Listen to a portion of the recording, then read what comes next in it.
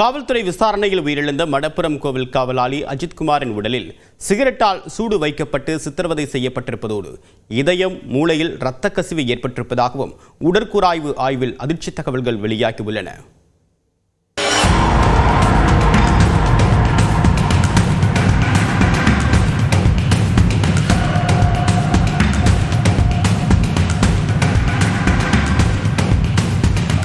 சிவகங்கை மாவட்டம் மடப்புரத்தில் காவல்துறையினரால் சித்திரவதை செய்யப்பட்டு கொல்லப்பட்ட அஜித்குமாரின் உடற்கூறாய்வு அறிக்கை வெளியாகியுள்ளது. அதில் அவர் எப்படியெல்லாம் கொடூரமாக தாக்கப்பட்டுள்ளார் என்கின்ற விவரங்கள் வெளியாகி அதிர்ச்சியை ஏற்படுத்தியுள்ளது.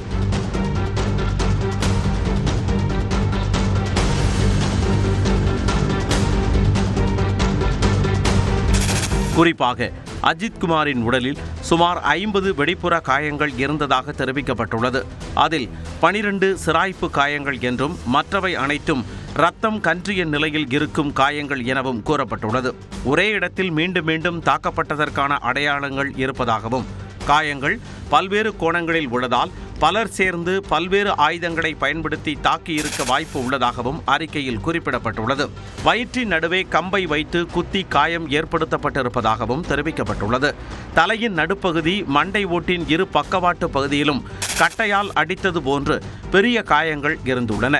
அதனால் மூளையின் வலது இடது பகுதிகளில் இரத்த கசிவு ஏற்பட்டு மூளை செயலிழந்துள்ளதாக தெரிவிக்கப்பட்டுள்ளது.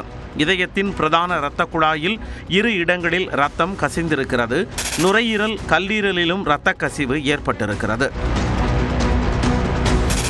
இரு காதுகள் மூக்கிலும் ரத்தம் கசிந்திருக்கிறது. இரு கண்களிலும் வீக்கம் மற்றும் இரத்த காயங்கள் இருந்துள்ளன. இரு கால் மூட்டு பகுதிகள், கைகள், புட்டத்திலும் 6 பெரிய காயங்கள் என உடல் முழுவதிலும் 50க்கும் மேற்பட்ட காயங்கள் இருந்துள்ளன.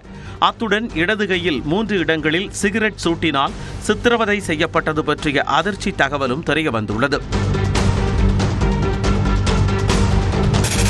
தலையில் ஏற்பட்ட காயத்தால் அவருக்கு வலிப்பு ஏற்பட்டு நாக்கை கடித்த நிலையில் இறந்துள்ளதாக உடற்கூறாய்வில் தெரிவிக்கப்பட்டுள்ளது.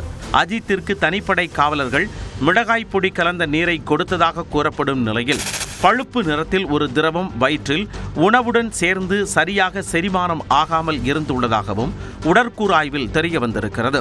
சிகரெட்டால் சூடு வைக்கப்பட்டிருப்பது என்பது சர்வதேச சட்டங்களுக்கு எதிரானது. மேலும் இது திட்டமிட்டு தொடர்ந்து பல மணி நேரம் நடத்திய தீவிரமான காவல் சித்திரவதை மட்டுமின்றி படுகொலை என உறுதிப்படுத்தும் வகையில் உடற்கூறாய்வு அறிக்கை அமைந்துள்ளது.